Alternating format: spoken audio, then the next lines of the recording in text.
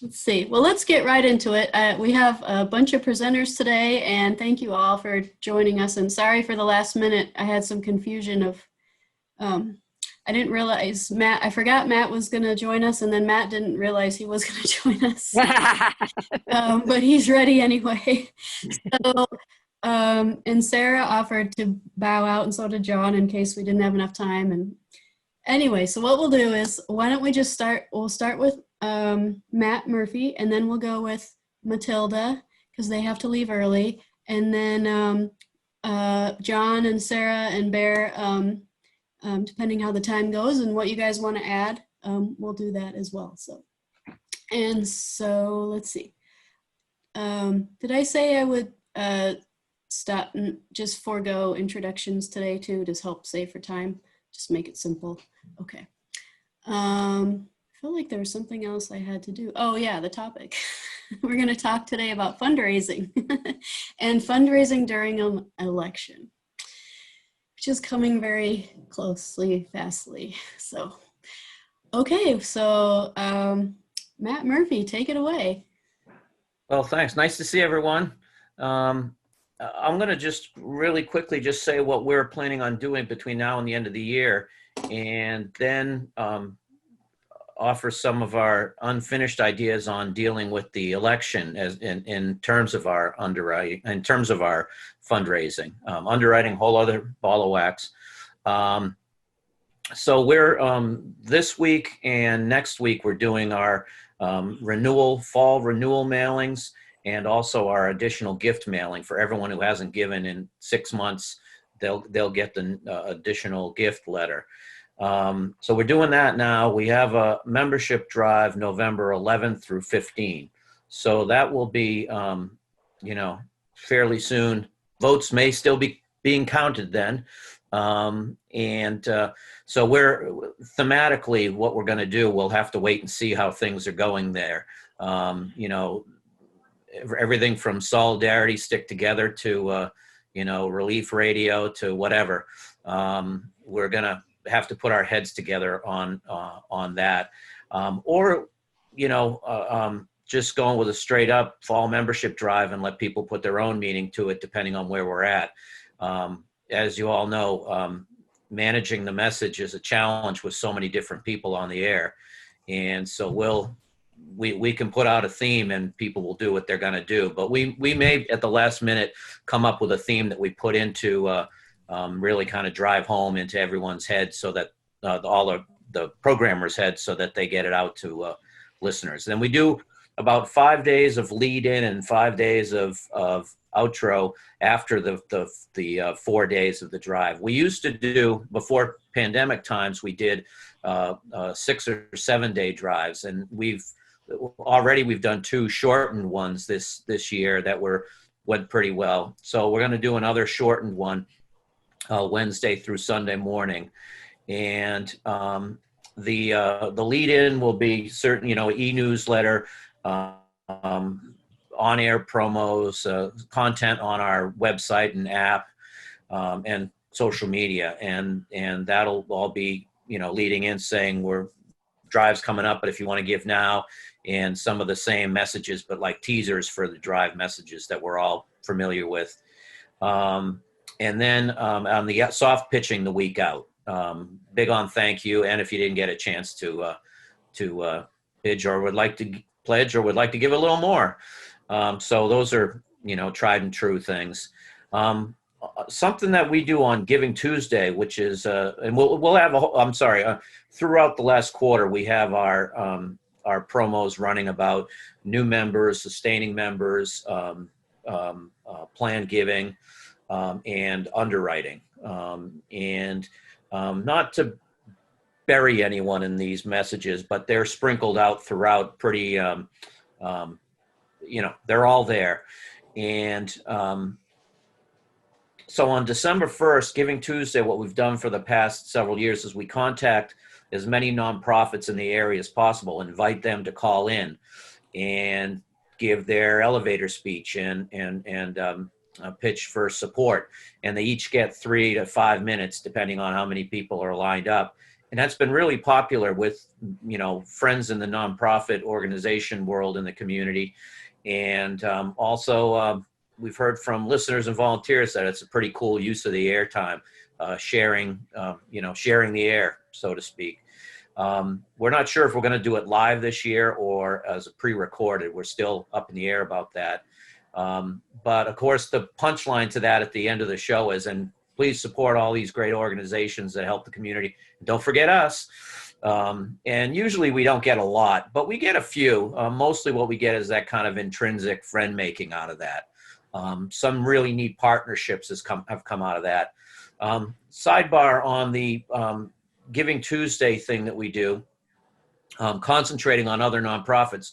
I stole a motto from Behr, let's stay connected, from their drive, but we didn't use it on a drive. We used it on a campaign that's still ongoing of saying, these are, during these challenging times, community nonprofits are adapting to dealing with this, and here's all the libraries in the area, please support them. And here's all the land trusts in the area. And the punchline at the end is, let's stay connected. So thank you, Behr. It's worked out. And we're getting, good feedback on that, and it's a real good connector. After Giving Tuesday, the last week of the year, we're going to be doing, stuff on the website, the app, and send out we'll send out an e-newsletter just before the drive in November, but we'll also send one out the last week of the year. And of course, social. What we usually do is the last Saturday of the year, we have a thing called Celebration Saturday. And it's a one-day drive where we just kind of basically line up as many programmers as we can to share the microphone and mix and match and move around. And it's a free-for-all that's pretty fun, interesting, bordering on wacky to listen to. But the programmers really get into it. The volunteers really get into it. Staff really gets into it. Listeners listen for what crazy thing is going to happen next. But we can't do that now because we have our COVID precautions in line where we'd have an hour in between each show that there's a live person in the studio. So we can't do that. So we're basically going to rely on air, messaging, website, app, e-newsletter, and social, and on-air promos, and we'll just have to go with that. So that's in a nutshell what we have planned for the rest of the year. And I have apologized. I have to move. I have to leave soon. We have at our house an insulation guy coming in. He could only come this afternoon. And in Maine, we take our insulation pretty seriously. So that's my spiel. Thanks, Matt. Appreciate it so much. Yeah. Okay. Do you have a minute for questions, Matt, or are you just heading out the door? No, I have time. I have a few minutes. Okay. Does anyone have a question for Matt? Yeah, Behr. Yes. So yeah, I got a couple. So in your 5-day drive, you're not encouraging anyone to call in or anything. You're primarily directing people to the websites, or staff covering phones. How are you doing that? Good question. The last two drives, we just had it online, and they did as good as usual. This one we're going to have during the shows that are the big money makers. We're going to have staff doing phones and a couple select volunteers who are chomping at the bit to get in, and we're going to one at a time, and we're going to have them separated. So that's how we're going to do that. Cool. Excellent. Okay. And and in terms of your staying connected thing, did you mean that you used it to promote staying connected to other nonprofits in the area? Yeah. Yes. Okay. Great. They started in May, and they're going to go through the end of the year. Yeah. Cool. Excellent. Thanks. Thanks. Okay. Anybody else? Cool. Matt, I don't know if you said this when I was running around doing other things, but if you did, forgive me. But is there any particular messaging that you're using to address this weird moment we're in? Yeah, well, for the drive, I mentioned when you were running around that we we haven't come up with the theme for the drive yet. What we're doing, the Let's Stay Connected theme that's on the air pretty regularly, I think the implied pitch is support WERU too. Although we don't say it, we are having people sending in donations saying, oh, that's so cool how you're helping other nonprofits. But no, and then this is where my presentation falls down. We don't have a particular, theme of, vote and give to WERU or the world will end, which is possible. But we're still working on that. So I'm going to, even though I got to leave, I'm going to listen to the recording afterwards and see if I can steal something else. Okay, thank you. With that, we'll head over to Mathilde, who also has to leave early. Hi, everyone. Yeah. So in a little bit, I'll share my screen, but let me just start with, obviously, we had a team coming up with a goal and a prep. And a couple of the things that the prep we did, of course, was sending an email to our list. And we also did a lot of promos. And part of the promos was we asked syndicated programs, like Democracy Now!, Tom Hartman, and some of the others to do a special for our pledge drive, which we did for 8 days. We like 8 days. It seems to be working well for us. So we got all these promos.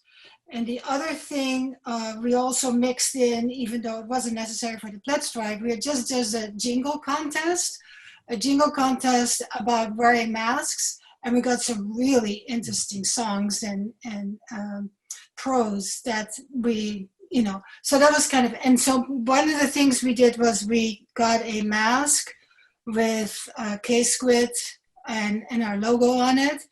And so that was, if people gave us $60, they would get a mask. And we also did, our t-shirts, this KSQD, t-shirt. And that was for if people gave us $100. And that seems to be working well too. So we did a lot of preparation, but one of the most important things that we realized was that, we can't have a lot of people in the studio. And so we need to do a lot remotely. But we want to get as quickly as possible all the donation information from people and then have it shown on the screen in the studio. So the programmer and the person who was pitching, they could see and give people updates. And also talk about, if there were any matches and then give that information as well. So we want to have on-the-spot information for our listeners. So that meant a whole organizational thing of how you're going to do that. So what we did was the phone voicemail that came in, we had that go to a special email address that we created, donations at KSQD, which is easy. And so that went there. And then we had people at home who were watching the donations at KSQD email address. And then either saw that there was a voicemail and they would call the person back. And then we had a phone, then we had a pledge form that they filled out. And I'll show you that in a moment. And then also we have people donate online. We use Salsa. And then people get an autoresponder. And then we also sent that to donations. And I'll show you that also in a moment. That also went to donations at KSQD. So somebody was sitting at home and either saw that there was an autoresponder of somebody who donated money or that there was a voicemail. And so, so I'll first show you the pledge form that we had that the person would fill out then. And I'm going to share the screen now. Share. And so here, can you see the pledge form over here? Yep, we can. Yeah, okay, good. Yeah, that's what I make sure. So, we worked a lot with it. And then what we did was we left the credit card information apart. What people would do is they would fold the pledge form and make a picture with a phone and set that to donations at KSQD. So if somebody was sitting in the studio and they got a phone call for donations, we didn't want people's credit card information to go onto emails. So then they would send us the top part here, and then whoever was sitting at home would enter it into what we call a donation tracker. And so here is the, So here at this bottom over here, we have the autoresponder. So this person would get, thank you for your donation during our fall pledge drive, you know, so much. And then online, when people made a donation on the fundraising form, people could tell us if they want a mask. And if it was a mask, then it would say over here, it would say yes. Or if they wanted a t-shirt because they gave $100, they would tell us, you know, a men's extra large black. And then they also could tell us, because, you know, we want to make it as exciting as possible for the listeners. So he wanted to be his name as a thank you. And then people could also tell us if it was in honor of someone. And they also could tell us what their favorite programs were. So there was a lot of communication going on, all via, you know, the way we set it up. So then what happened was, then people would go over here to the, what we call a fall 2020 fall donation tracking. And there was a data entry. So I just gave you some. This person, James Lewis, he gave money by calling in. So then would say phone form and the date and the time and all that. And if it's a one-time donation, and it was a new donor, and that new donor, I would, as treasurer, fill out later so that we know, you know, I was on it a lot. So I could basically tell them quickly if somebody was a new donor or not. They could tell us if they want to be named by their full name, first name, or anonymous. This person wanted to have anonymous. He didn't want to have it, you know, a donation in honor of or memory of, but he wanted a t-shirt. He wanted a men's t-shirt, medium black. And then this is his favorite programs. And sometimes, you know, we had notes about, you know, we'll pay with check or something like that. So one of our, the volunteer coordinator put all this together, and it's very, very handy. So then here you can see we had things from Facebook. Somebody was checking Facebook in person. If somebody came into the studio or was himself, you know, a programmer and donated money, or I put it in if people sent us money, you know, with a check or by mail. PayPal we would check, online we would check, and then this one was for the phone form. And then what happened is, so here's the data entry, but the person who is sitting at the board, he or she could see what the total is, how many donors we had, and how many of them were new supporters. And it was also every day. So we could see how we're doing every day. So then that person would be sitting there and say, you know, we received a donation from Mary, you know, who is a new supporter. Thank you, Mary, and blah, blah, blah. And if, for instance, this anonymous person, which we just showed, then they would say, you know, what they like best. So there was kind of a constant information sharing with our listeners to make it as lively as possible. But we needed this whole system to come together, which, you know, on the spot calculating how much was coming in. And then I'll need to, sorry, Someone need to mute. Jenny needs to mute. So, and then we also had matching pledge entry. So we would have every day, we would have some matches that, you know, for $250, and this one was for $500. And then who the donor is, the host, and all that stuff. And then it would automatically calculate from the donations that were coming in if the donation was, the match was matched or not. So we had a lot of information, you know, on hand to share with people.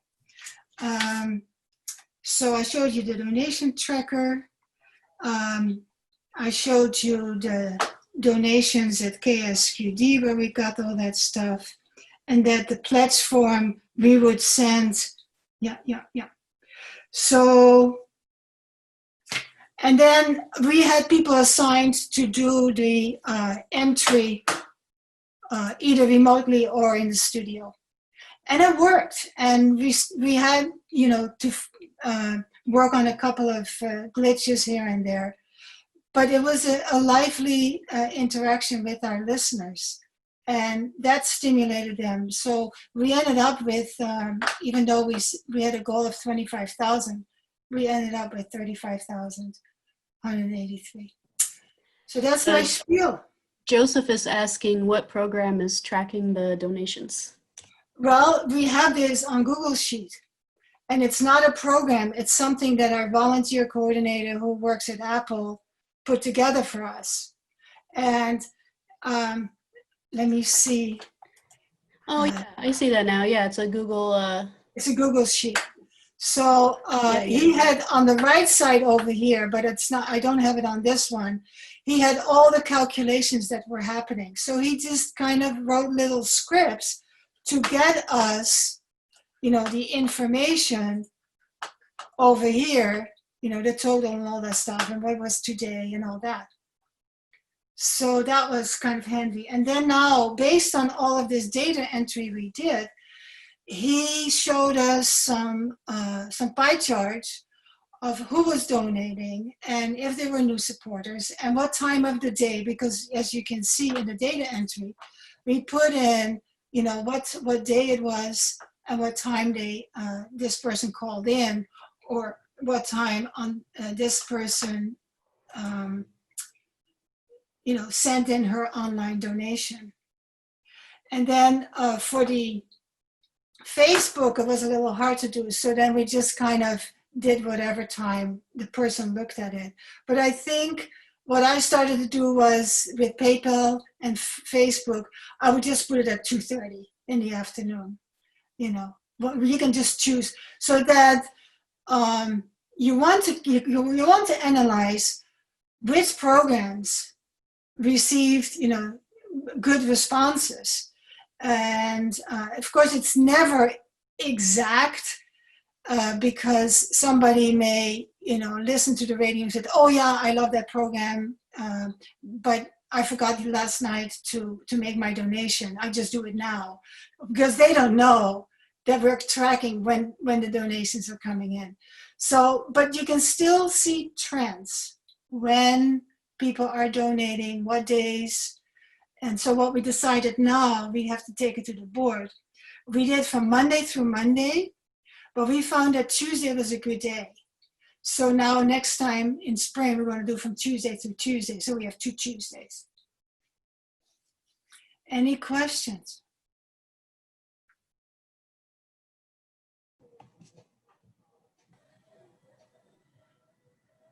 Do you find that a lot of people want to be named, want to be thanked? Yeah.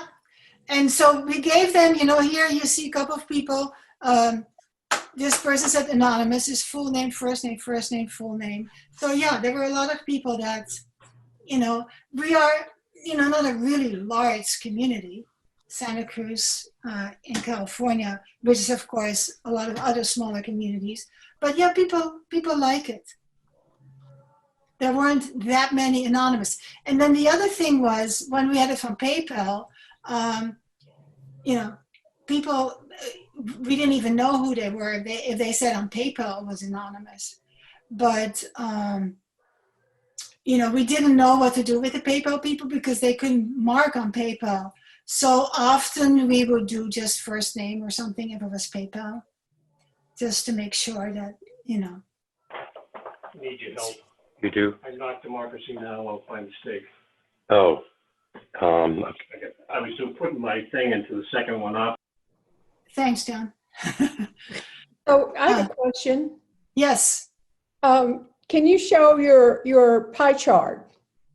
No, because he showed it to us in a Zoom meeting and I don't have it. But he had, he had the pie chart, and then he also had in colors, like if you had a specific day, a specific time, no, specific day, at how much money was given, specific hours.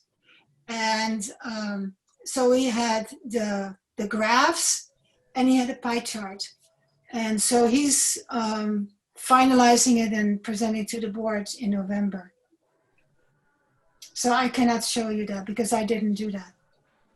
Mathilde, tell me again, who's actually inputting all this information? So it's us, whoever's on duty. So we made a schedule. We had a covered schedule, and our volunteer coordinator did that too. So we had all the days, and most of it was sections of 3 to 4 hours. Sometimes, a person wanted to do it for an hour or so. But people would do it in blocks of particular times. And then we could all see who was on duty. And everybody got access to donations at KSQD.org.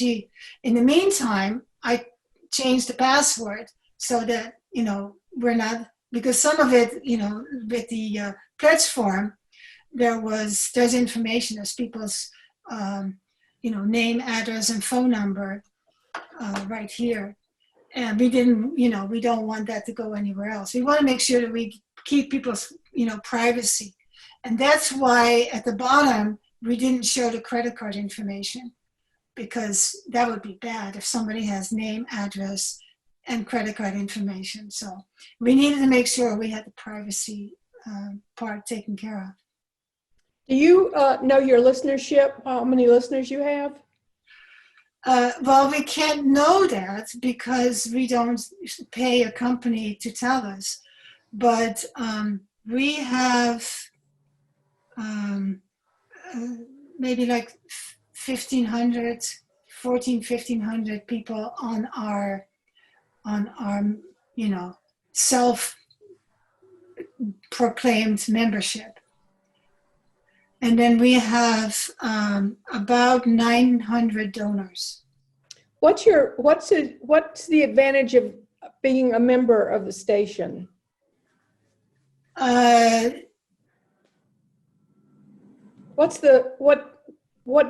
When they're a member, what does that get them? The radio, the programs. We do not have a membership where you get something else.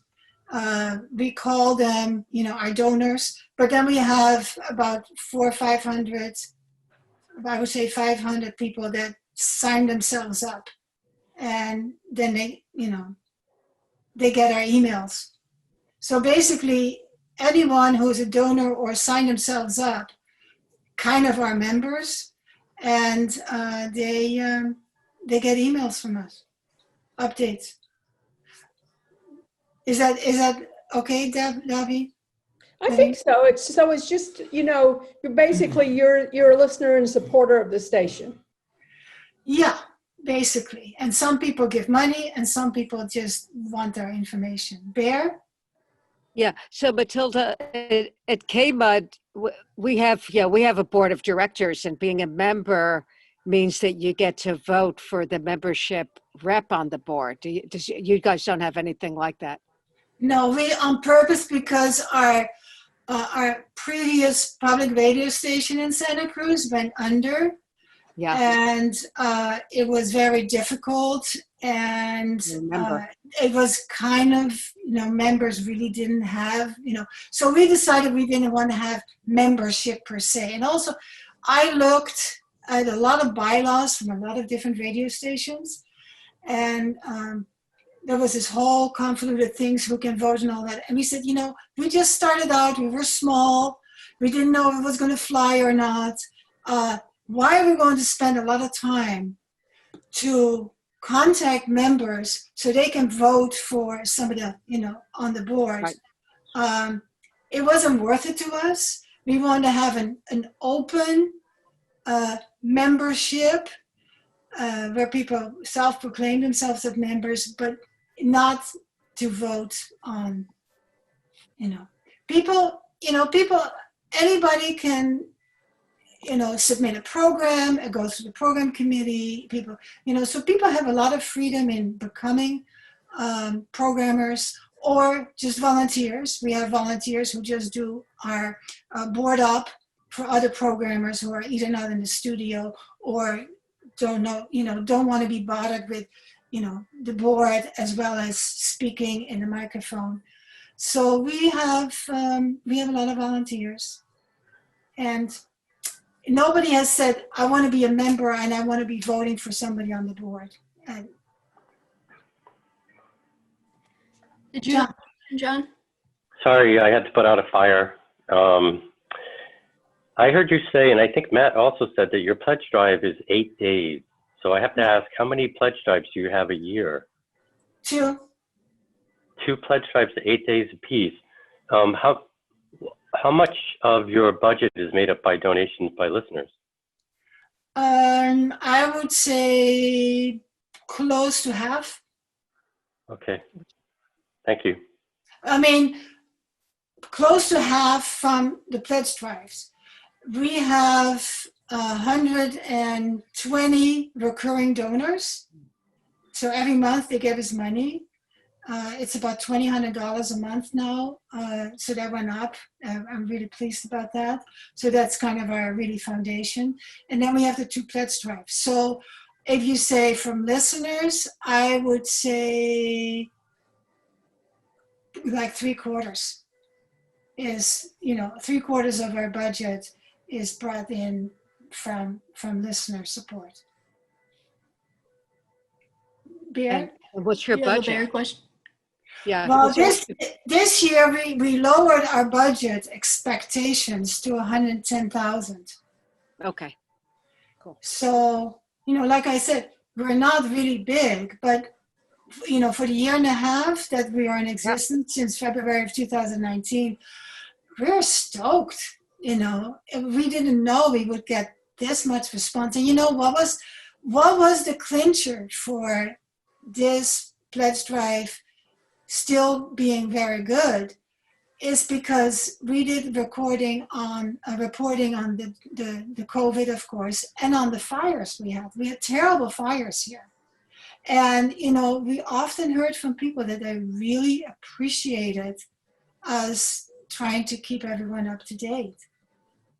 And so, whatever is going on in your area, if like, for instance, with Serah in Louisville, I mean, I hope that brought in good donations for all the things that she and her station did. This is absolutely remarkable.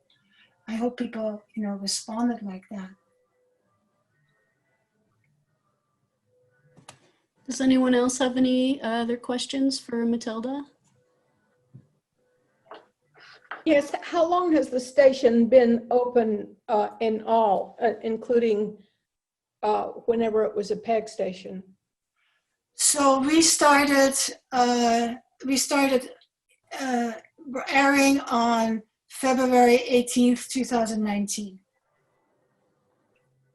I can't hear you because you're on mute. Did you not say that before it was a PEG station? No. I said previously there was a public radio station in Santa Cruz that went bankrupt. Oh, okay. We don't have anything to do with it except for a number of programmers came over to us either at the beginning, but a lot of them were very hesitant.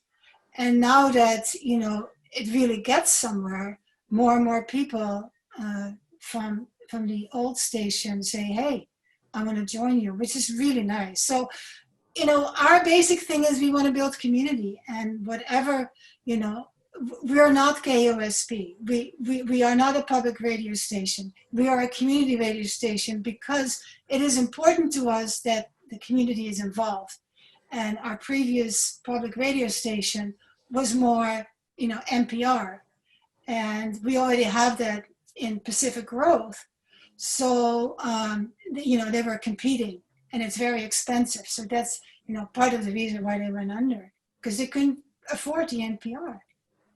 And so we don't do NPR, but we do syndicated shows, and people like them, and you know, they respond. Thanks, Matilda. Appreciate it. You're welcome. Why don't we go to John Braden next? Thank you, Stephanie. I guess when I was approached to talk about this, I wasn't really thinking about the upcoming drive so much as the last two drives, but I can roll it into the upcoming drive as well.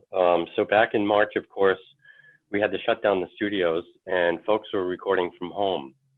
Our spring drive was in April, and at that time we were still recording from home, so it was pretty surreal. People were pitching from pre-recorded material, and at certain times of day, they were told they could call the office where there was 2 staff members to pick up the phone, but after hours, they were then donating online. It was surreal, like I said, it was very unusual, but we did make our goal, which surprised me. Then when the summer came, by starting in July, I started bringing people back into the studios over a 6-week, 3-phase period. So by the time our pledge drive in August rolled around, we were still in we were just starting phase 3. So we maybe had, I don't know, 50% of our DJs. So we were, half of the shows were live, the other half were people recording from home and pitching. You know, they might be recording on Monday night, broadcasting Friday morning. It was pretty odd. But I also had a very nervous treasurer who decided to solicit the board members to donate, board members and volunteers to donate to a pot of money that we would, after the drive ended, we would then do a sort of soft sell new member challenge. So people could get their membership for half price thanks to this pot of money. So we had collected about $6,000 that way to start for this pot and matched those funds. So we not only made our goal, but we made an additional $12,000, $13,000 for the summer. Wow. So we were very happy about that. So I'm feeling like we might be a little different. We have 3 pledge drives a year, and they're 14 days each. And the donations from our listeners make up 52% of our budget. Our budget is about $480,000. So I don't know what we're paying for that you guys aren't, that have a budget of 100 or 200,000. We only have 3 staff members, and that takes up more than half of the budget, paying and benefits and stuff like that. So as far as we did more or less, besides the live drives, we did everything else like we usually do. Every drive we do, we send out a letter in advance of the drive. This actually, there's a couple of letters that go out. We have an office manager who will send you a letter to let you know that your membership is about to lapse, which will give you a chance to respond and renew. Then there's a general letter that goes out, a direct appeal to the entire database. And we get responses to those letters like months afterwards. And the payback on those is anywhere between 12,000 and 15 or 16,000, depending on the drive. We don't, as far as Giving Tuesday, we don't bring that into the air at all. We only do that in our newsletter and on social media. We kind of keep that separate from the efforts that we're doing on the air. I think mostly because the staff was late adapters. We were kind of hesitant to even bother with it, but board members would say, hey, how about Giving Tuesday? What are you doing for Giving Tuesday? So we started to try making an effort.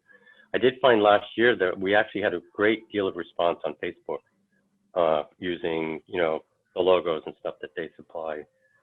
So I thought that was worthy. And as far as the election goes, we do have syndicated programming in Counterspin, in Democracy Now, and this is where you'll hear information about the election. Our people do not talk a lot about the election as far as our local programming goes. And I have to say, a lot of the feedback I'm getting, so for the spring drive, back when the shutdown started, a lot of the feedback I got on the phone was, you guys are the only normal. You know, you guys are still doing what you've always been doing. Everything else is abnormal. So they took a comfort in that. And really through the last 4 years, we've been hearing from people that we are a refuge away from all this political talk on NPR. You know, that people was finding it upsetting and they're like, I can't do this anymore. Let's listen to WOMR. So by avoiding talking about that stuff, we've actually made more friends, I think. So we have pretty dedicated donors. I mean, our listeners are pretty dedicated. They've been giving for a very long time. Some of these names have been around for decades. We've been around for almost 40 years, so that helps. We also have a second antenna that we put up about 30 miles away, and over the last 10 years, our donations, our annual donations, have gone up by about $100,000 a year as a result. So I don't know if any of that was helpful as far as the topic, but that's basically where we're at. And by the way, the fall drive, which is coming up in starting the first Friday in November, the mailing that we send out for that drive also doubles as a year-end giving letter. So we don't send another one out asking people to give year-end donations. We might do an electronic newsletter, but the language in the fall drive direct appeal always has language about year-end giving. And we usually get money from that appeals through the end of January. John, you hear from people that they see WMR as a refuge. Do you use that? Do you create any slogans around that for the fund drive to kind of use that image? Well, I mean, I don't do that because, I mean, I do think there's a reason why we have Democracy Now! I mean, I think it's important to have some programming on what's going on politically. So no, I don't like to say that, we're a refuge from that when I don't think it's completely true. I mean, just because our programmers may not be talking about it, we are still talking about it through Amy Goodman. What we did do though, is we changed we had ads in the local paper and we changed the language. It used to be, because this is a tourist area, the language of the ad basically said you can listen to it locally or tune us in globally. You can listen to us when you go home. And we changed the ad at the urging of the publisher to say here with you during COVID, because we felt as though we're telling listeners we're here with you. We're here to be with you, basically. So that's the only thing we've really done on that level.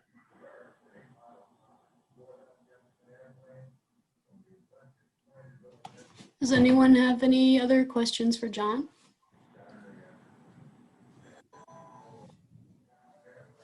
Nope. John, are you planning to do anything on November 4th? Anything else? For as far as the election goes? Yeah, I mean, I think the volunteers will probably, that's going to be the volunteers. You're looking at who's going to be on that day. We're not doing anything official, although we have put one of our people in touch with somebody from Pacifica to be a stringer, if you will, the night of election. And it's possible she could, do something the next day, but we don't have anything planned at this time. We're really unsure what's going to happen.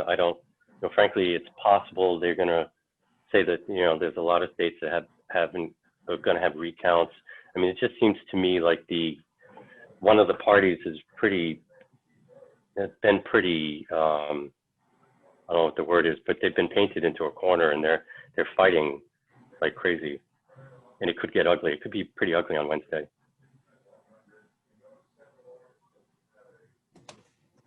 Yeah. Well, thank you for your insights, John. Those were great. I hope it was helpful. Yeah, Yeah. I had particular thoughts that you noticed that people were flocking to you because you weren't being political. It's interesting. Yeah. We can all only take so much. It's true. Well, thank you for joining us. And Thank you. let's move over. We have Serah and Behr are both interested in talking. Serah offered to step back if we ran out of time. I think we would have enough time for both you guys. Yeah, let's do that. So if you want to go next, Serah, say how it's going with you over in Sure. Utah. Yeah. Hi, everyone. Thanks for all the great information, John and Mathilde. I'm impressed and a little bit daunted considering our radiothon is starting tomorrow. And I definitely feel prepared, but I also feel like we're having to reinvent the wheel every time we do this. So we're just like doing our best, like all of us are. Yeah, so we were in a similar situation as John for the spring radiothon, which normally we have in April, but we moved to May this year, where all of our DJs were at home and they were either sending in remotely recorded shows or they just were off the map completely. And so the staff was filling it in with PRX programming and live shows whenever we could get on the air. And we too, had a really surprisingly great response in the spring. We probably brought in more than we usually do in the springtime. In Moab, because we're a tourist economy and there's a lot of transients and seasonal workers in our community, springtime is rough. People are not padded in terms of cash. So springtime, we almost never come even close to our goal. And we were like $4,000 away from our dream goal. Like we have, I'm sure like all of you, we have like a budget goal, what we need to just like pay the bills. And then we ask for slightly more than that so that the way we pitch it is we're not asking you to help us just keep the lights on. We're asking you to help us grow this thing and like continue to offer more to the community. So not only were we able to meet our internal goal, but we also got closer to that dream goal, which was really surprising. And it's a little bit of a nail biter now because everybody's got Zoom fatigue, COVID fatigue, thon fatigue, everything fatigue. And a lot of people have been continually laid off and continually furloughed, or their income has been halved, and businesses have been hurt in our community really bad. So I'm nervous about the fall. The good thing about this radiothon is that we started letting our DJs back in the studio in June. Grand County has been pretty lucky until recently. We're currently in a spike right now. You guys are probably following along in the news. Utah is ridiculous right now, and luckily Grand County is better than most of like Salt Lake County, but we do have live DJs. Anyone who feels comfortable has been coming in and doing their show live. There are a good, decent group that are still pre-recording at home. So now we're going to do some kind of blend of live and remote recording. So for the spring, I created a whole bunch of resources in Google Drive. I made a virtual pitch book and I created a whole bundle of remote recording resources. So it had like tips and tricks, FAQs, tutorials. We also put our station's entire digital music library accessible remotely, so our DJs could access our whole digital library from home. They could build playlists, they could download it, they could essentially build their show using our library at home if they needed to, which was great. So they'll continue to have that during this radiothon, but then we will still have live DJs in the booth. So now our biggest challenge is managing the remote people and the live people. And we are having, physical thank you gifts. We are offering people the ability to come up to the station, and we created this kind of buffer zone where they'll interact with us through a window where they can give us their donation. We'll set their thank you gifts down where they can then pick them up. And we're trying to remain like as flexible as possible, because at any moment, like Utah, Grand County just went from moderate risk level to high risk level this morning. So I don't know, hopefully we don't go into lockdown during radiothon, but I'm not, I wouldn't be surprised. As far as election, like using kind of the election and politics and the state of the kind of socio-political world as talking points, I have found that the less KZMU curates messaging for our DJs, the better their programming is. So when the only thing that I have done usually is I step in if I notice that people are starting to editorialize too intensely, or they are blatantly crossing, you know, FCC and IRS lines because they're heated and they forgot, you know. So I do reminders, you know, like, hey, just so you know, I know this is really insane right now. And there's a lot, you know, we've got 2 different pandemics going on and we've had an election coming up and you're probably not psyched about this particular candidate. But please, you know, and then we kind of have our rhetoric. Let the music do the talking. It's usually more eloquent than you are anyways. If you absolutely must say something, you have to be absolutely clear that you're not, that it's as vague as possible and that you're not liable, making the station liable or making the station in any way opposing or endorsing, you know, et cetera. And I try to leave room for them to understand and keep us safe, but also not feel like I'm taking away their creative expression. And what I found is that you know, I've had these incredible shows. One DJ in particular makes these amazing programs, and he uses that sort of parameter. He actually takes my parameters and uses them to make more creative programming. And that's been really wonderful. And a lot of DJs have been doing that as well.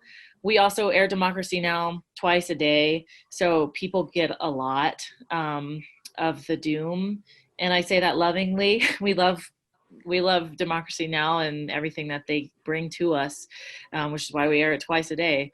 But we also have found that people turn to us as, we've had similar comments, as John said, people have said that we're their lifeline. We kept them sane.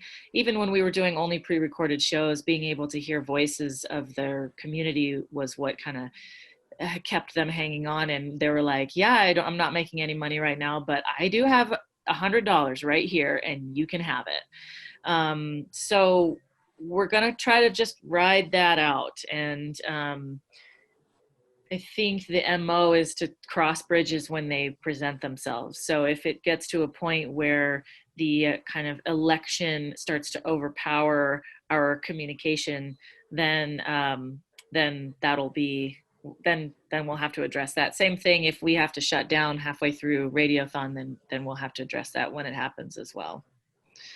Serah, can you give an example or two of DJs who you think have done a good job of staying within the boundaries but still being passionate or yeah, we have one DJ on Tuesday mornings. He is he's Professor Purple and he hosts the Amarillo Highway, and it's an amazing alternatine, left-wing, neo-insurgent, hillbilly honky-tonkin' show. And he's incredible, and he's a super radical. And the way that I think he does it eloquently, after I reined him in a little bit, was he doesn't use endorsing or opposing language that is obvious. He keeps it really short and super poetic. So in my mind, and it's scripted. So in my mind, I can write it off as art, like it's almost poetic, right? And he doesn't name names, but it's like, it's clear who he's talking about. And if you listen to his show ever, you know what he's saying, but he does it in a way that it's whimsical, it's super smart, it's witty, and it usually encapsulates a broader message of politics in general, and is not just pile driving against Trump. And ever since he started going in that other direction, it's I cringe every time because he's just right up there on the line, but he does a really good job. I recommend if you all ever get a chance or on a Tuesday morning, if you're free in your time zone, at the top of the hour, like at the very top of his show at 9 a.m. Mountain Time, and at the very end of his show, which is noonish, 11:50 Mountain Time, that's usually when he saves those times for his creative expression, his artistic expression. Nice, thank you. Yeah. Professor Purple, is that what you said? Yeah, Professor Purple. He was actually a DJ in Santa Cruz I don't remember where, but that was kind of where he started, I believe, for a while. What day We'll have to is ask it? Mathilde about that. I think she just left. Tuesdays. Tuesdays. Yeah. He's the best example. We have the gamut of the people who they think they have something meaningful to say, but then they turn the mic on and all they can really do is, it's just so bad and stuff. So here's a song, and we get a lot of that. Oh my God, that'd be me. Yeah. Oh, that's funny. Yeah. Does anyone else have any questions for Serah?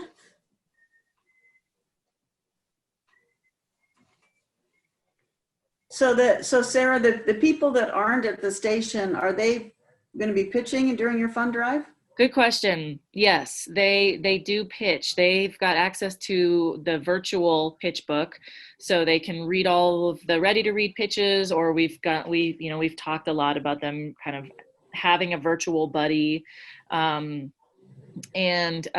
pitching. And then if they are during like normal work hours, there are some of us here, staff, that are at the station, so they can still pitch the regular call-in line.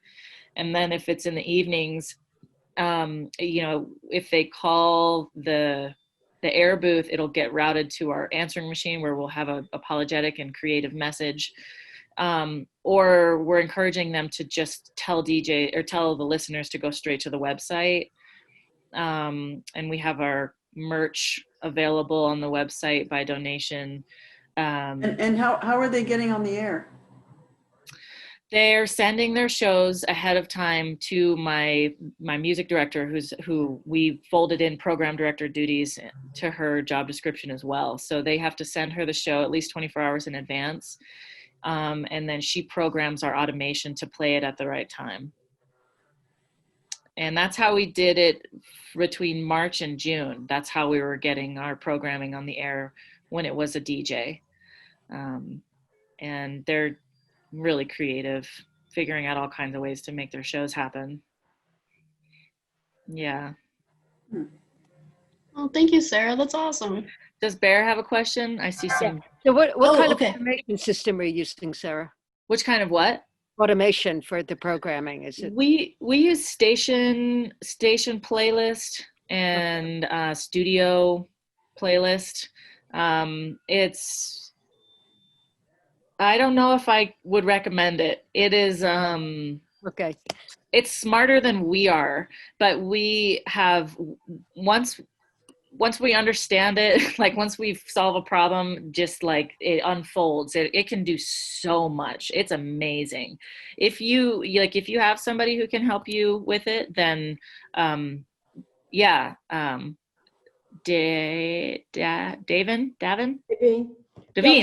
So we have a station playlist support group on Facebook. Oh, great. About 1,500 people. And I started it about 2 years ago whenever Ross asked someone to do it. Ross is the program designer. And all your questions can be answered there. If you're having, I find it a kind of a complicated thing because I came into the station not knowing anything about automation. But that has been a big help to me, and it's I'll find it. Yeah, anybody on it's Station Playlist Global Support Group, basically. Okay, I'll find it. And there's great people there. Yeah, and the program has saved us. I mean, I'm really lucky that the person who was before me, he trained me on it, and I am a quick learner about that kind of stuff, and I was able to train my music director, and so we're spreading the knowledge around, which is really great. And we're demystifying it for our DJs as well, so that when they need to pre-record a show, when we explain what we need from them, they're like, oh, right, I get it, because we call it jukebox, because jukebox only can recognize hour-long segments. Great, I'll send you 58 minutes of this, I'll add a PSA, and it's amazing. So when that's really cruising, it's such a weight off of our shoulders, and that's how we get all of our automated programming. The syndicated programming gets downloaded through FTP and sent straight to jukebox to play at the right time. And it's, yeah, if you've got somebody on your team who's savvy and willing to learn, I recommend it. That's, otherwise it can be too complicated. And this is a system called Jukebox? It's called Station Playlist, but colloquially in-house we call it Jukebox. Okay. Yeah, it's nice because we can also tell it to pull from a specific folder during a specific time. So it's still curated in the sense that it's only playing music and promos and PSAs that we tell it to play. But, between 11 p.m. and, 10 a.m. or 6 a.m., it'll move through playing from our late night electronic to late night jazz to late night EDM to early morning acoustic, early morning folk. And we pepper all those different folders with the music that we think should be played at that time of day. So we don't set the playlist track by track, but the style. And that has been really great. We have a couple of shows, like a reggae show and a hip hop show, that are like people listen to religiously. And sometimes our DJs, they can't make it, or a pandemic happens, but we've got the jukebox programmed to play from our reggae library during those hours. So at least people still have that consistency of like, okay, there's going to be reggae on Sunday morning, whether there's a live person there or not. And that's nice. That helped us during the pandemic. And it doesn't really, the listeners can tell when it's jukebox. So especially during Fund Drive, as you all can probably guess, we're trying as best we can to have only live DJs during our normal live hours. And we do pretty good, but it's definitely asking a lot of people, especially right now. So we're, like I said before, the name of the game for us lately is just flexibility. We're just trying to be as flexible and compassionate as possible, giving people a lot of room to say no. and yeah, I'm happy that people are stepping up and saying yes more, which is good. But I've talked quite a bit, so I'll hand it over to Behr if you want to take it away. Sure. Okay. Thanks, Serah. Good luck on your inaugural fundraising tomorrow. Yeah. May you Thanks. go well. May you not get locked down again. Thank you. So yeah, last spring we were going to start our spring drive, I think March 20th or something like that, and by the beginning of March we knew we needed to change everything in terms of what we were doing. And so what ended up happening was we normally would do a drive with maybe 150 volunteers coming in and out of the station over a 10, 12-day period of time, and phone answerers, people pitching, all of that. So we basically said, well, that isn't happening at all. And that's when we came up with our Stay Connected drive instead, which was just basically running a very low-key drive for many, many months, where at the once an hour we'd run a pre-recorded announcement, or if there was a live person at the station, they would do a pitch, and we were directing people to the website, primarily website, or mail it in, use snail mail, and because we didn't have any volunteer phone answerers. Once in a while we'd say, well, there's some staff people here now and they could grab the phone, but mostly we were trying to get away from people pledging money. We wanted people to give us cash.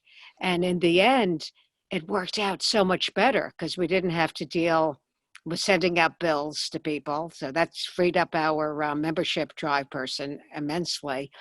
And, and we didn't end up, what we ended up with was the real thing, instead of saying, oh yeah, we made our goal, or we made, $70,000 or $60,000, but then in reality we brought in 50,000 once everything happened.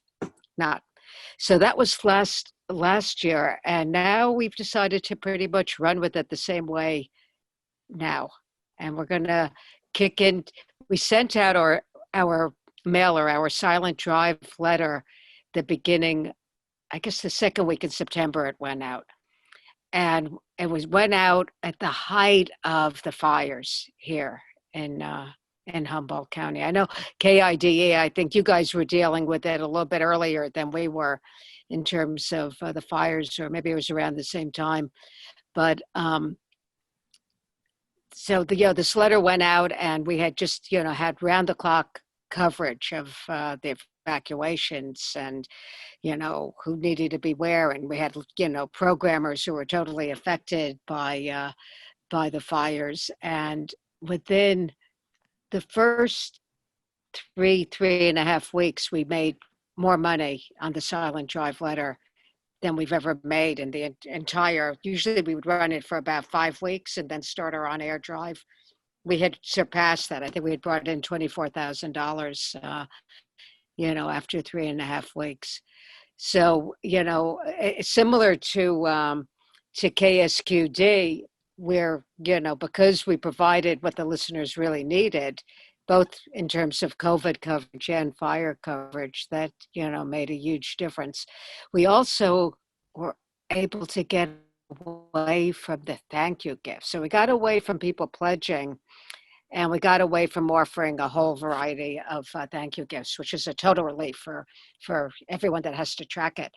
And so I think the only gift we ended up offering during the last drive, and we have maybe 50 left over, so we'll continue, is similar to, I think it was John who mentioned it, I don't remember, but someone mentioned having bandanas, or maybe it was Mathilde, having bandanas that they offered, and with our logo on it. So we're offering that, and we're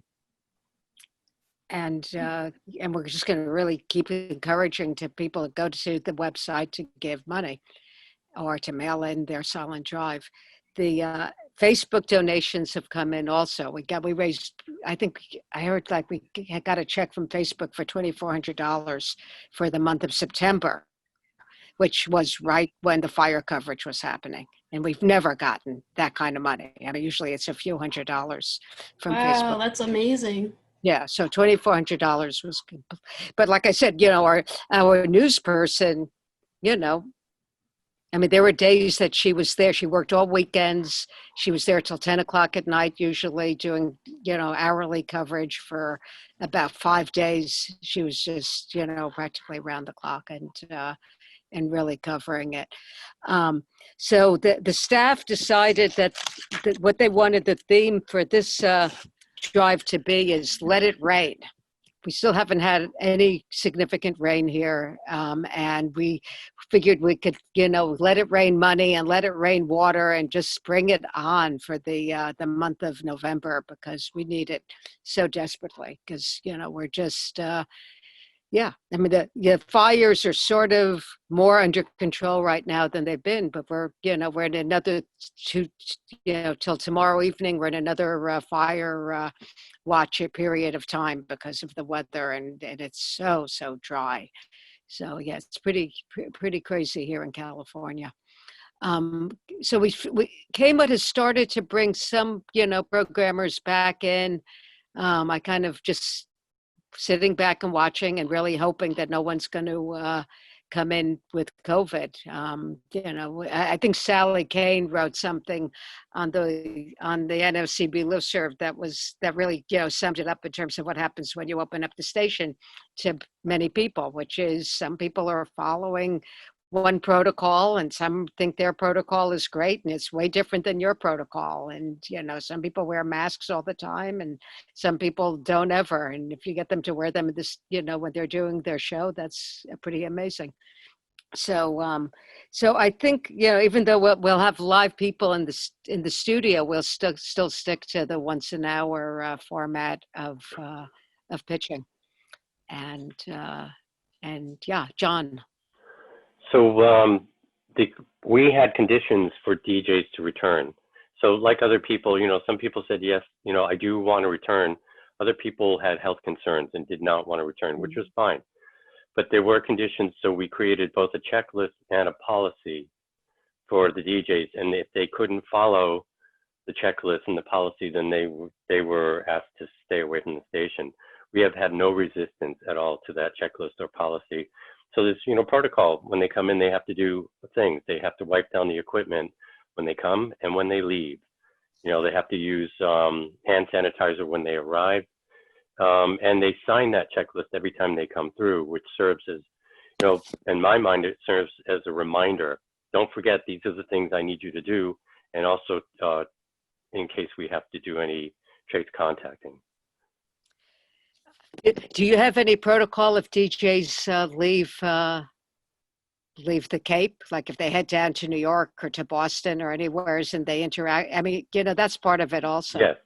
Yeah, so the protocol for that is if they're traveling, I usually go by what the governor's recommendations are. So I had a volunteer who went to see her children in North Carolina, I believe, and it didn't matter to me that it was North Carolina or Connecticut. To me, she was getting on an airplane. So I asked her to stay away for 14 days. Mm-hmm. So she just, a lot of these people have now picked up skills on how to record from home. So she recorded from home and she was fine with it. Mm-hmm. And in terms, are you at the station regularly to make sure protocol is being followed? Who's paying attention to that? So there's two of us there full time, like 40 hours a week. But after hours, these people are on their own. And these were the people that we brought in the third wave, because we knew these were going to be the difficult ones. First of all, they're going to be crossing paths with one another. There's not necessarily a talk show in between the nighttime shows. Right. So we're relying on them to clean the studio as they come in, and the way we put it, clean as though your life depended on it, because you have to assume the person before you didn't do a good job, and then clean again as you're leaving, because it just doesn't make sense to hire somebody to stand there with a ruler, making sure people are doing this. We also have a very low, the Cape has had a very small impact as far as COVID goes. Despite the tourists that have passed through here this summer, we've been very, very lucky. Yeah, we have been too. But we also know that the longer things go on, the more lax people seem to be getting. Yeah, so far, judging by the people, I've walked in on the weekend, unannounced. People seem to be following the rules pretty nice. Right. I do remind people too that, if you spoil it for everyone. That's one of the things I tell them.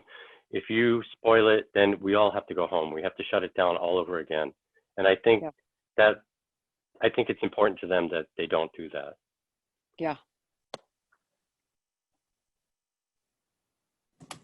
Any other questions for Behr?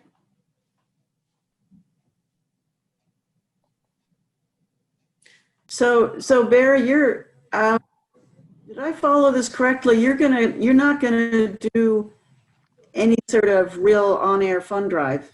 You're doing the mailer. Well, we will do. During the time that the mailer's been out, we haven't, every now and then a programmer might decide to just do a pitch, and that's great. But hasn't been anything formal for the last 8 weeks or so. But starting sometime next week, we're going to start doing once an hour. We're going to do a short pitch.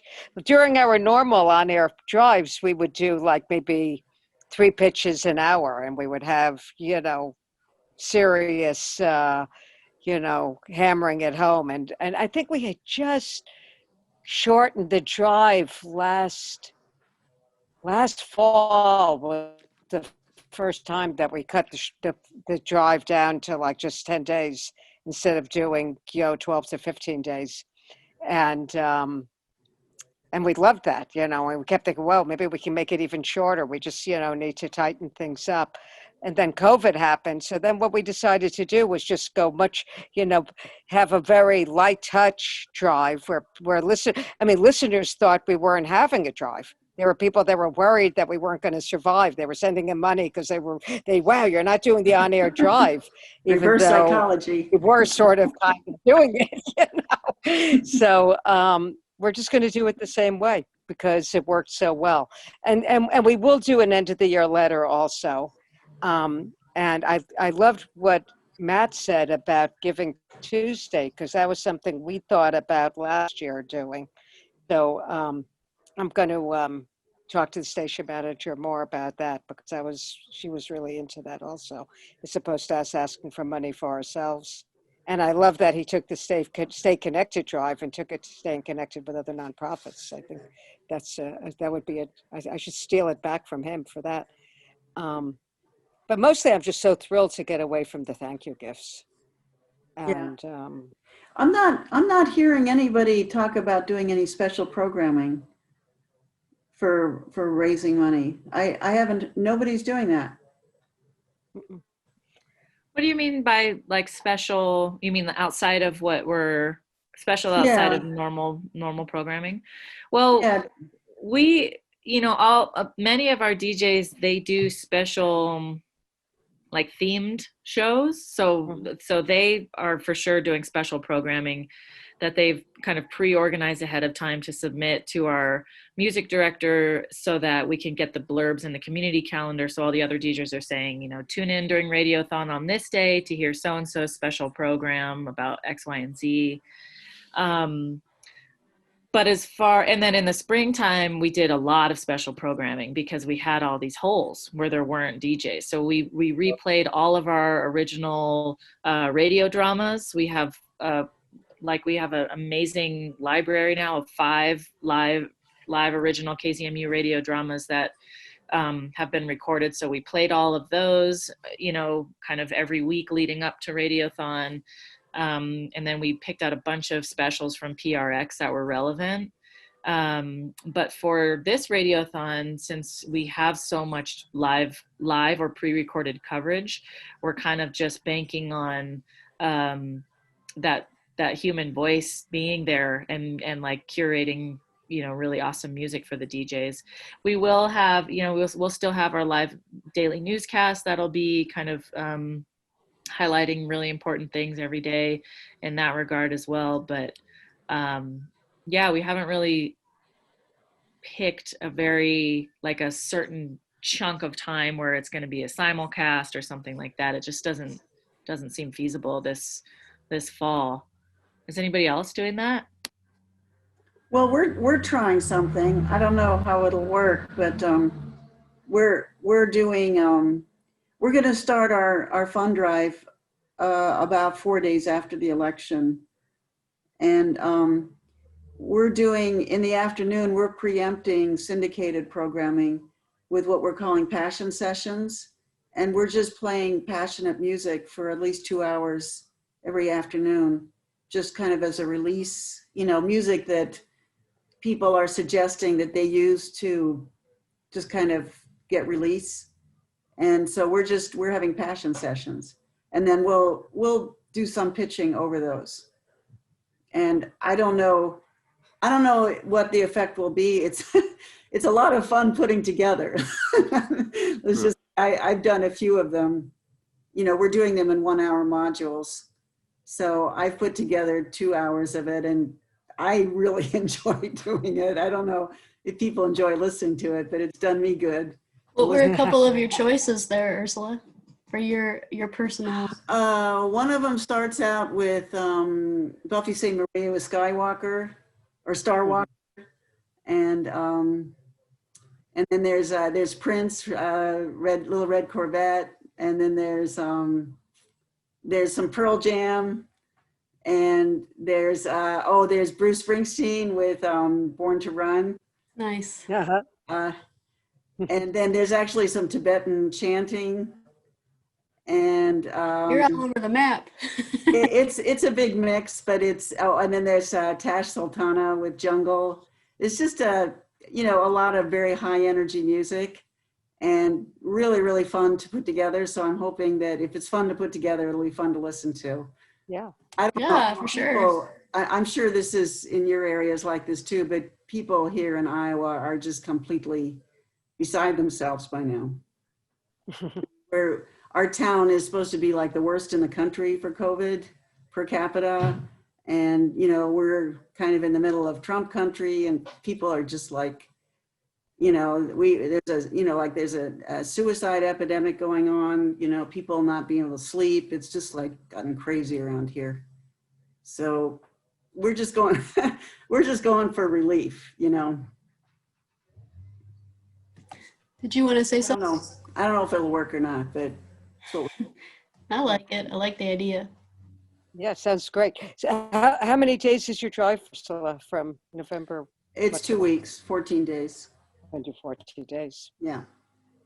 But our station's closed. Nobody's physically in the station except, us four so-called essential workers. Everybody else is doing it remotely. And they're pitching, but they'll be pitching through Zoom. But it's way too risky right now to have people in the station. So I don't know if it'll work or not, but we'll see. But we're just trying to go for release because it's just really bad by now for everybody. Ursula, this is Heather. Can you Yeah. hear me? Oh, you can hear me. I'm not sure. Yeah. I think that's absolutely wonderful. I'm going to talk to folks at our station too about having like a quote relief program. It's great. Well, it's fun to put. Oh, I'm sure. It sounds wonderful. I would rather do that than manage the station for sure. So I just want to mention to you all that we have, there are some major events that we have throughout the year that we can't hold because of COVID. And one is our blues barbecue event, which of course is not in the station, it's off the station somewhere. But we had our special blues program on the air actually for at least a day and a half. So it was wonderful. So I just wanted to share that as well. So Yeah. so we're doing our normal outside events on the air, which is different for us, of course. Nice. So Virtual barbecue. Pardon me? Minus the barbecue, actually.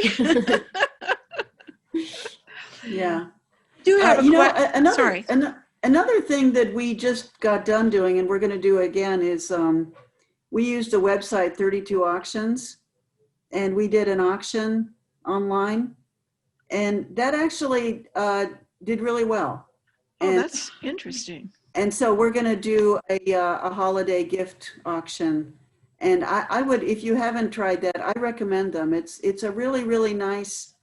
It's a really nice website to work with, and it it works it for you. If somebody bids against you, you get an email kind of goading you to rebid, and they don't take the money. They don't take money. What's the website again? It's called 32 Auctions. 32. 32. It's the number 32 Auctions. And it was our first attempt at something like that, and we were real confused at first. But we figured it out, and it just really turned out well. It was good. The one thing we did learn, though, which you may or may not know about these things, is that it's really kind of interesting because nothing happens until the last 10 minutes, and the last 2 minutes are incredible. So the auction the auction was there for about 6 weeks, and we got really disappointed because nothing happened. And then in the last half hour, it exploded. So clearly people, they're strategic. So don't lose heart if nothing happens at first. Everybody's waiting, until the last, 2 minutes. So Ursula, how long was it on during the day?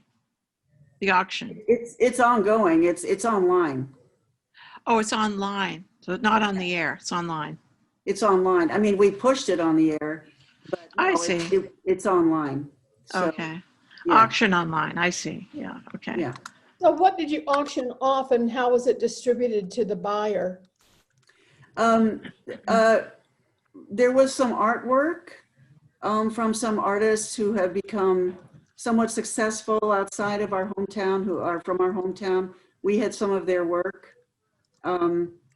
There was one of our producers has a prairie, and so he donated honey. Somebody made a quilt, and that got almost $500.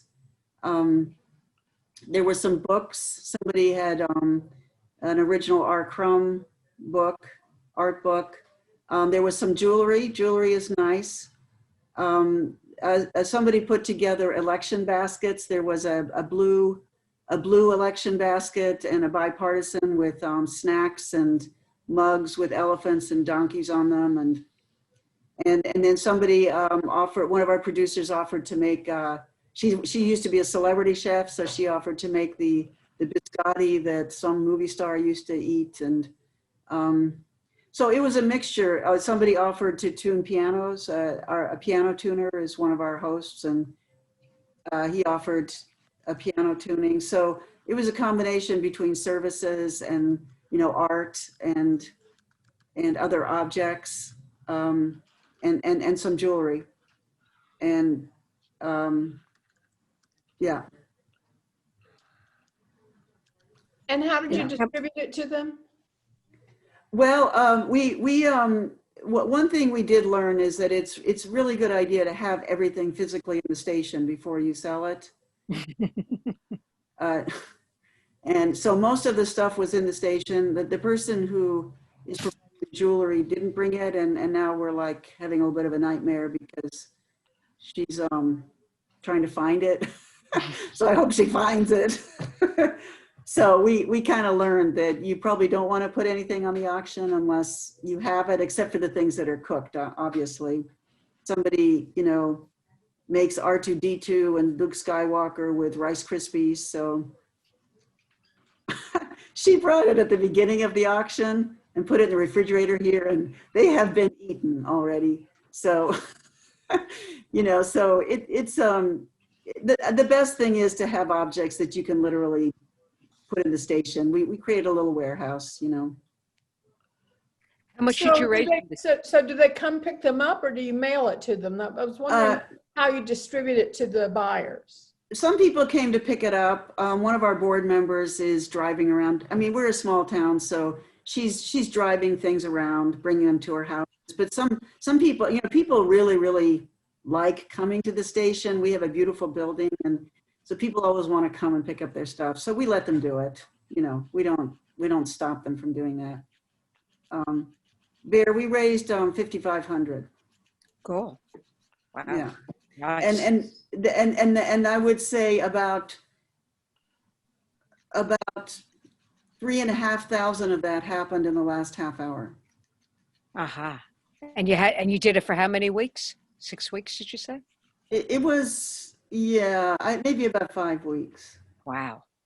So you could schedule it for a much shorter amount of time, but you wouldn't have time to promote it and push it though. Yeah. Yeah. We did not do a very good job of promoting it because the board member who was supposed to do that resigned. So we could have done a lot better at promoting it. So you said it was 32 auctions? 32 auctions. Yeah, it's a really nice website. And the nice thing about it is that if you bid on something and somebody bids against you, you get an email that says you've been bid against. Right. So it drives people, you know, to the website. Right. And then it gives you a really nice report in the end, you know, that you can print out. It gives you nice reports. So it's, we went through a lot over, like, some people wanted to do Facebook auction, and we went through a whole lot of, you know, convolutions over that. And then we landed with these guys, and I'm really glad we did. It's definitely the way to do it. So I don't know, we're gonna do it again for, you know, as a holiday gift fair, because I think it's worth it. And what we found is producers like, you know, if they have a special skill, they like that. You know, the guy really liked bringing his honey, and another one of our producers made a really beautiful birdhouse out of cedar wood, and it's gorgeous, you know, and so people like, you know, offering something. So anyway, that gives it a nice local flavor too, when they're homemade things, and Yeah, I mean, if you want to see it, you can still, it's 32 auctions, and the auction is called Last Waltz. If you go to 32 auctions, you can see it. I don't think they take it down. No, it's still up. So it just, it says that it's closed. Yeah, but they're very strict. You can't, you can't change the pictures once they're up or once it's been bid on. You can't change your time frames. I mean, they keep it really legit so that, nobody gets deceived.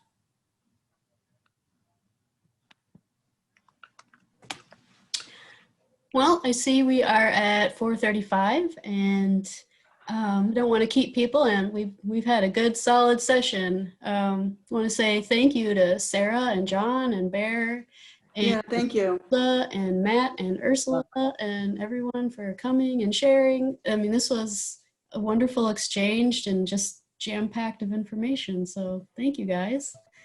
I do have a little question for next week.